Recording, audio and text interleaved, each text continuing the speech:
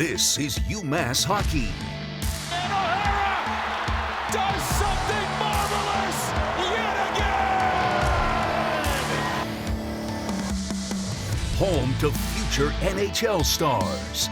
5 NCAA tournaments in the last 6 seasons. 2 Frozen Fours. And a national title. Another shot, they score!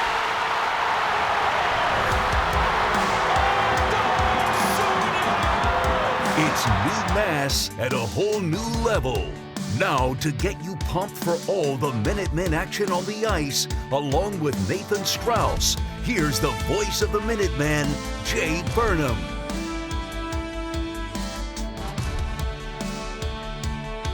Welcome into another episode of the NewMass Minute, coming at you from the podcast Emporium here inside the Mullins Center. And man, we are jacked because hockey season has begun.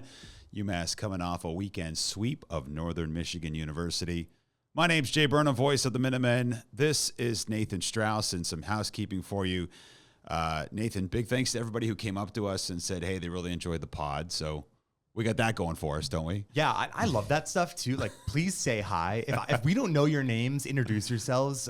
If you want to come on the podcast, if you have a good story, let us know, and we can welcome you into the podcast Emporium. We need to name it. There needs to be some honorarium, like the Mauer Murray Podcast Emporium or something like that. We'll get there. But yeah, we'll get there. We're trying to flush it out. I will say this, just on the whole podcast structure, because we do have multiple podcasts that you can subscribe to through the Plant the Flag podcast overview. NewMass Minute is one. Just Being Frank is the other. If you subscribe through where you subscribe for podcasts, how you normally would, you'll get the audio version of this the day that we record it. So the video gets sent out, depending on what the social media schedules are. But if you really want to be a diehard, you just subscribe to the podcast via the Apple or iTunes if or you whatever. just can't get enough of Jay Burnham's That's not what I was melodic going voice. for. No, All but right. it is true. All right. You get the up to the date, things as soon as they come out. So, all right. Big weekend for Massachusetts. Just to start, I mean, for this show, and we'll have some guests on as we go forward, we're just flying on vibes at this point, and a little sleep, very little sleep as well after a huge homecoming weekend. Yeah, 100%. Also, like, I can tell in your voice, my voice as well. Like, we both did 3 or 4 games this last weekend. Like, energy-wise, it's great because it's a sprint, right? It's like a 48-hour sprint for homecoming weekend. But man, I needed that yesterday of like not talking into a mic to recover. Yelling at the TV for maybe an NFL game. I don't know. Yeah, Sunday Night Football, exactly. But no, it was a great weekend. It was a great weekend, all things considered, for Massachusetts hockey. I mean, the energy in the building too Saturday was juice. Was awesome. You could tell that everyone missed being at the Mullins Center. And I think so. Saturday was electric. UMass gets a challenge from a Northern Michigan team that I think a lot of people thought they would steamroll. They only won 4 games the year prior, but they added a lot of good pieces. And I think, Coach Carville, after the game on Friday, said as much. He said, look, they gave us a fight and all we could handle, and ultimately ended up winning that first game 5-3. Let's take Saturday night. What were your, top view feelings as you watched this team for the first time? I was very excited for the most part. Like, there was very little that happened in that game that was a negative whatsoever. I know that UMass trailed a couple of times in this game. I know that they trailed. That said, the shot total was so skewed. The ice was so tilted. UMass set a modern program record, 70 shots on goal in the game. And in case anyone thinks that that's user error, stat error, the advanced numbers that are independently done verify that by, it was like plus minus 4 shots. So again, UMass was so dominant. They put up 15 shots on goal in the first 6 minutes of the game. Didn't you feel like there were some games like this last year where you're just barraging the Sacred opponent? Heart game, yeah, right? exactly. So yeah. If people have complaints about how this series went and say, oh, they saw what Michigan did to Mercyhurst. They won 11-1 and then 7-0. Guess what? Last year, UMass put up 50 shots against Sacred Heart, and they got goalied by Chase DeYoung, and they lost the game. This year, UMass puts up 70 shots on goal in the first game and 50 in the second game, and you win them both. So very excited. I thought you saw the first-year players really impress, especially, I think, Vaslav Nestrasil. Let's talk about was it. Was the guy. Yeah, I mean, so Nestrasil gets his first career goal on Saturday night, and didn't even use his stick. It was I think it was Klitschko with the feed, right? If I'm not mistaken. And he just kind of redirects the puck into the net. He had a couple of plays, poke check, rip the puck away from somebody.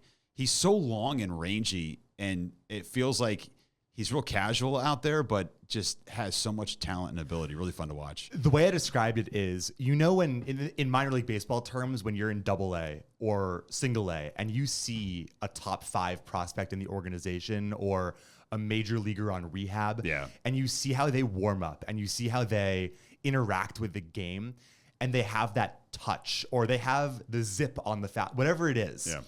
He has that. And I watched him during warm-ups, and I'm like, oh my God, his hands are unbelievable. Like, he is 6'6", but he has the hands of a forward with a first-round pedigree. He also tried the Michigan on Sunday. He also tries the Michigan in warm-ups, one going each direction, and he scored one of them last year in the USHL. The play that impressed me the most, though, was there was one play on Sunday when he was skating out of the defensive zone, and he did a little toe drag pass up the wall. And it's like a totally unnecessary skill to have in your locker to showcase then, but he did it and it worked and it set UMass off. Like, he was really, really good this last weekend. He had 10 shots on goal on Friday. That line was fun. On the TV broadcast with Johnny Lazarus, he was just saying on that first game, he said this line is going to break through at some point, and then eventually they did.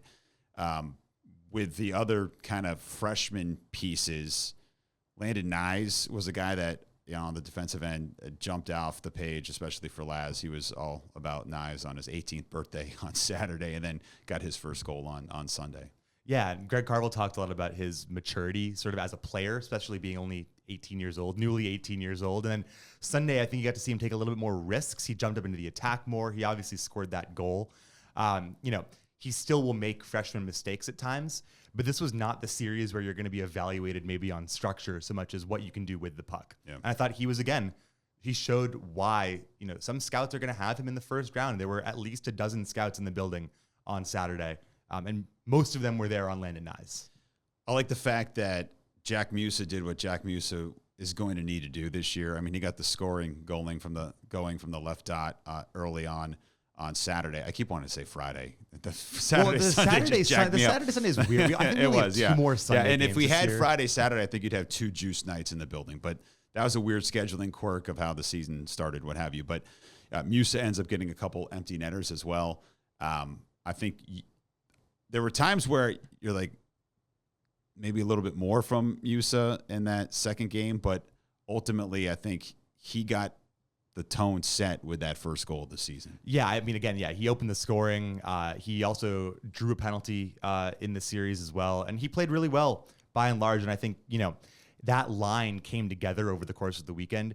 Everyone kind of struggled on faceoffs over the course of the 2 games, and that was maybe the only downside. And I think you'll figure that out. That line will figure that out. Hold on a second. So one of the things at Northern Michigan, the only thing they did really well last year was win at the faceoff dot.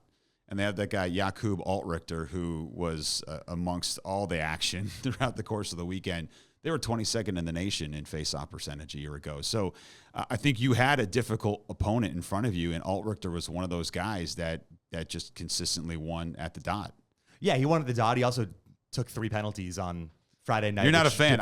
He dove twice too. I mean, with respect to Altrichter, who was far and away. I hope he's okay talented. too, because he left the second half of the second game. He was far and away their most talented skater with the puck. But yeah, he was a problem, and NMU did cause UMass some trouble in transition as well. But you're right, faceoffs were an issue, and you also had 4 new centers in the lineup for UMass, or 3 new centers, because you had James Dewar on the 4th line, who actually went 8 of 11 on Saturday. See, now I'm doing it too. 8 of 11 on Sunday.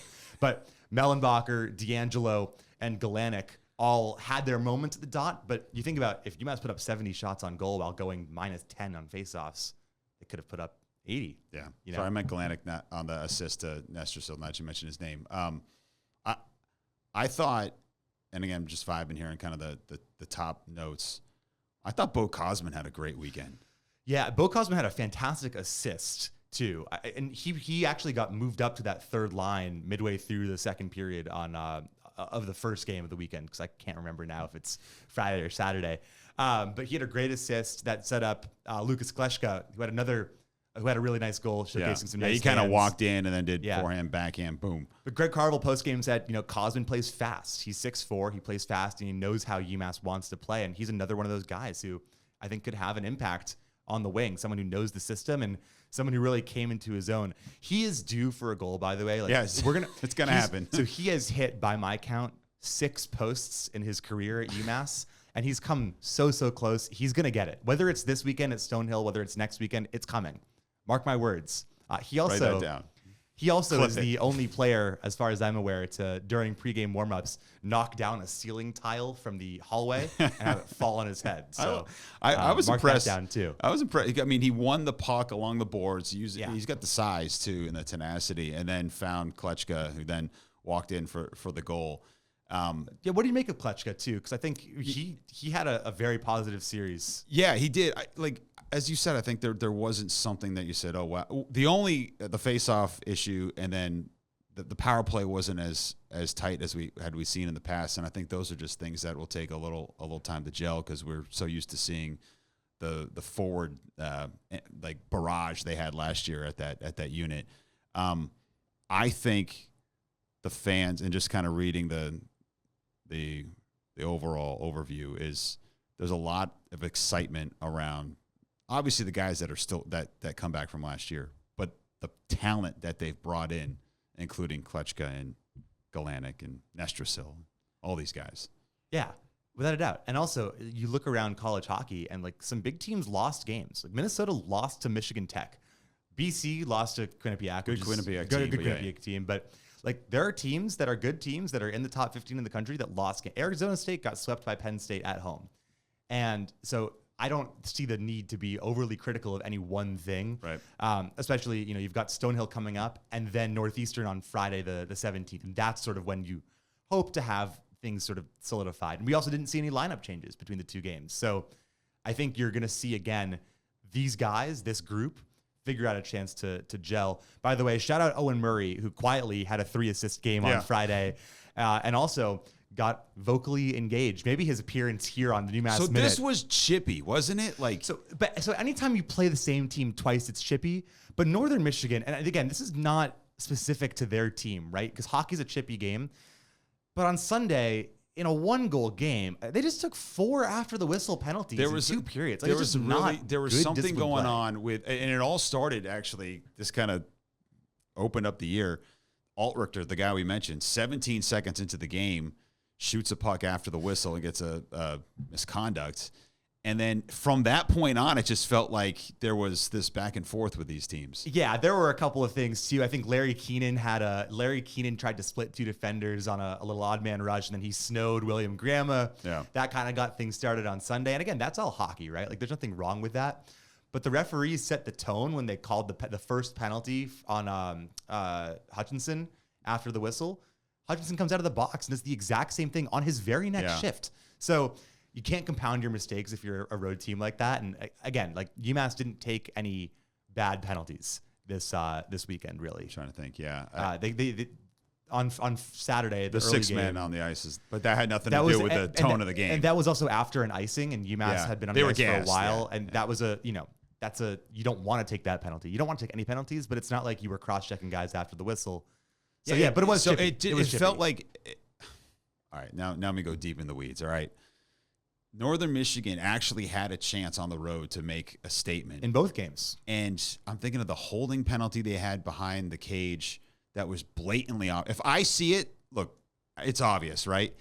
And then the post-whistle stuff, which just kept sending them to the penalty box. So I don't know if that was either a lack of discipline or their emotions getting the better of them. I mean, I would say this, right? On Saturday, their goalie, William Grama, who, by the way, tremendous. He won the CCHA Goalie of the Week award. I think if he didn't win that he won award, it in the first period. Correct. Saturday he set night. his career high in saves in a game with 5 minutes gone in the second period of the game. If he didn't win the CCHA Goalie of the Week award, I was going to go to Deep View, Minnesota, and riot myself. I was going to start the riots outside the CCHA headquarters. Well, the funny thing is, before I forget, Coach Masslers comes over before the game. He's watching the other teams. He's the development coach for Massachusetts, but he's a former goalie. And he was in net for the 5 overtime win against Notre Dame back in 2015, where UMass set the record for most shots on goal. So now they have most shots on net in regulation and in an overtime game. And we were talking to the broadcast, and Laz was saying, he's like, there's no way they bring Grandma back for night 2. Donnie Morehouse on radio said that there's a better chance of Donnie Morehouse starting in goal for them than William Grandma. But he comes back. So everyone's in agreement. He also had like his hand got like raked over end of the first game.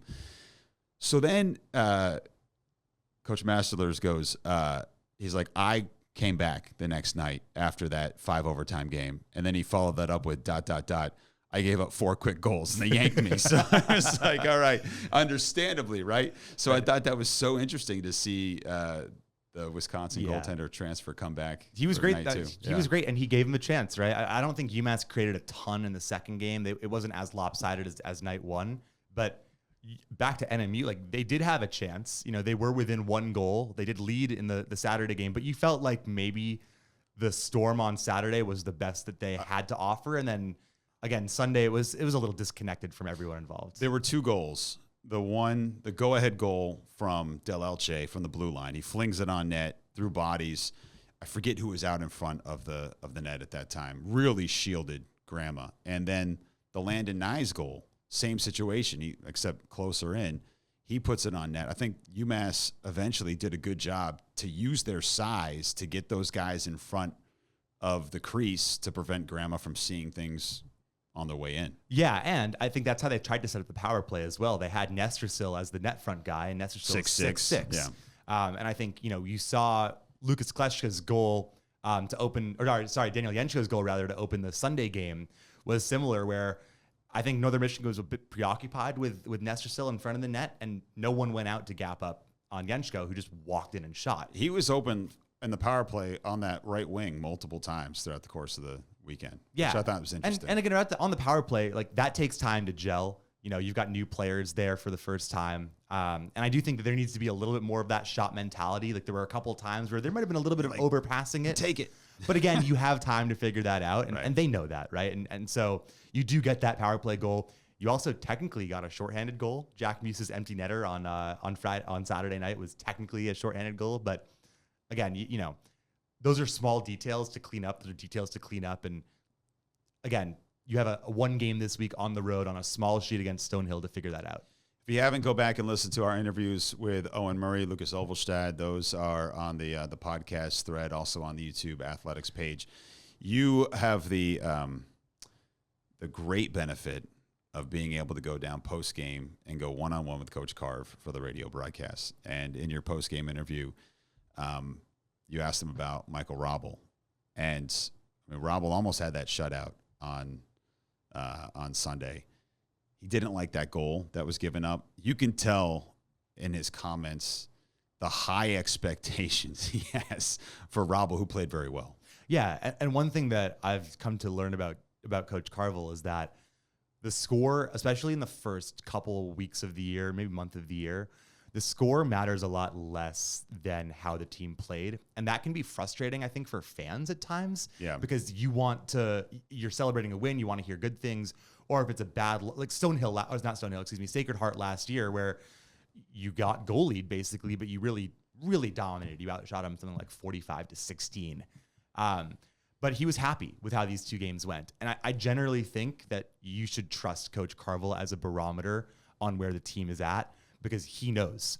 And that 1 goal that Carvel gave up didn't get post to post quick enough. Yes, UMass was skating 5-on-6, but you're right. The expectations are really high. And I thought it was tough too on the Saturday game. He wanted to save on the power play goal that Carvel gave up. But the traffic was so one way in that first period. And Donnie Morehouse on the radio side, as a former goalie and a goalie guy, is like, goalies need to see some pucks. It's really hard to be a goalie when all the traffic's done on the other end of the ice. So I think Carvel is going to be just fine. He also might have grown. He might be 6'7.5" now. I think we got to go get an actual measurement now. Well, he was warming up in the hallway before I talked to the coaches pregame, and he used to tower over me by a full head, and now I think it's like a head and a half. You could be shrinking at this point, though. That's I am. You've been here long enough. I know. I'm like, I know. Here 2 decades. I need to Benjamin Button it actually. But That is a good point, by the way. For fans who leave the game and are waiting to drive home, etc., to throw on the radio and hear the post-game comments. Yeah, 1015. Yeah, 1015 WHMP, the Varsity app, etc. It's fun. Yeah. It's great. And also, like, on Friday or on Saturday, I got to ask about Coach Carvel's college debut, which was in Lowell, and he said he doesn't really remember much of it. Kind of blacked out. So, any video exists of that? There is a better chance of no. There's no video of that. So, I think all things considered, like, there was this crazy play that Robble made. I think you had a better angle of it from where you broadcast versus our side. And then I saw, I don't know, someone put, or maybe our esteemed social media team put the yeah, post I think it might have been Joey Mahoney. It was one of the 2G's creatives. And just makes this diving, remarkable save. And I think you and I both didn't recognize how like wild that save was as it unfolded in that play. Yeah, I thought he just sort of threw his body out and got a blocker on it, which is actually what Greg Carvel thought too. Carv said, I don't think he knew much about it. I don't think he saw much about it. And then he watched that low angle shot that one of the creatives got from the corner, and he basically contorts his body like a gymnast and throws his offhand out to make a save. It's like a human torpedo, just spiraling towards it. It's a really good save and probably got overshadowed. It did make the SportsCenter top 10, by the way, but it was an outstanding save, and that's what he can do. That's what he is capable of. So, I think, I don't know, was I expecting that first series to be as like heavy hitting and aggressive? I don't think so. They were ready. Like, both teams were just sick of hitting each other. They wanted to come out and hit somebody. Yeah, but also, this is a big UMass team. They're the biggest team in the country. I hope they want to hit people all the time. All right. Not me necessarily, but everyone else. And I thought it was good, right? The majority of players who skated in this series picked up a point. Yeah. And that's important. And I'm looking at, one guy, I think assist the first night there, Mikey D'Angelo, transfer from Michigan State. He was all over I think the speed for him is evident. I'm not sure what your impressions were, but I think fans are going to be happy with his performance this year. Yeah, and he's so similar to Lucas Olvestad last year, where Olvestad had been playing as kind of a third pairing defenseman on a national championship Denver team. D'Angelo is a skill player who was playing on the bottom six for Michigan State, which was a team that had national championship aspirations, just like UMass. But now he's going to get the chance with top-line deployment and top-line minutes to make his impact felt. And this is a guy, too, who, had two separate stints with the NTDP, the program in the USHL. He is someone who had high pedigree going into Michigan State. And now we're going to get a chance, I think, to see what he can do with 18 to 20 minutes a night of ice time. The only issue was faceoffs, where he struggled a bit at the dot, but the speed was really good. The finesse was really good.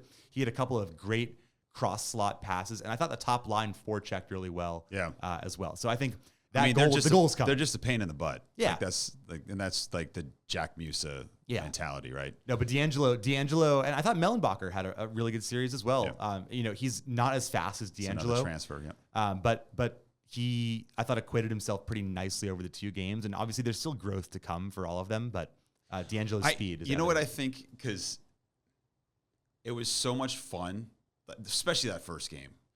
It was so much fun to see these first two games that you're like, I don't want to wait another 5 days to see him play again. And fans that want to see him here at the Mullins have to wait until the Northeastern game on the 17th. So you just want to see it again, because there's so much potential star power on this roster. Yeah.